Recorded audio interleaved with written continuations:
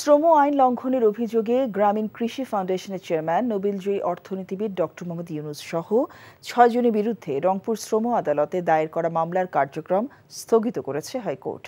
পাশাপাশি এ মামলা কেন বাতিল করা হবে না জানতে চেয়ে রুলও জারি করেছে আদালত। আজ বিচারপতি মোস্তফা জামান ইসলাম ও বিচারপতি মোহাম্মদ আতাবুল্লাহর হাইকোর্ট বেঞ্চ রুল সহ এ আদেশ দেন। এর আগে ডক্টর ইউনূস সহ ৬ আসামি মামলা বাতিল চেয়ে হাইকোর্টে রিট করেন। ২০২১ সালে শ্রম আইন লঙ্ঘনের অভিযোগ এনে গ্রামীণ কৃষি ফাউন্ডেশনের প্রতিষ্ঠাতা চেয়ারম্যান নোবেলজয়ী অর্থনীতিবিদ ডক্টর মোহাম্মদ ইউনূস সহ ৬ জনের বিরুদ্ধে রংপুর শ্রম আদালতে মামলা দায়ের করা হয়। গ্রামীণ কৃষি ফাউন্ডেশনের অবসরপ্রাপ্ত সিনিয়র খামার ব্যবস্থাপক গোলাম মোস্তফা এই মামলা দায়ের করেন। এই মামলাটা ছিল মেট্রোপলিটন সেশন জাজের কাছে। উনি এটা বদলি করেছেন বিশেষ আদালত ৪-এর কাছে। দুজনেরই অবস্থান কিন্তু সম। একজন সম জাজ বিচারিক আদালতকে কখনো নির্দেশ দিতে পারে না চার্জ হিয়ারিং করার জন্য।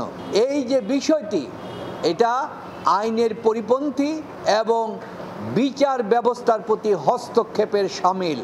ওয়ালটন এয়ার কন্ডিশনার এক্সচেঞ্জ অফারে স্প্লিট এসিতে ২৩,০০০ টাকা পর্যন্ত নিশ্চিত ছাড়।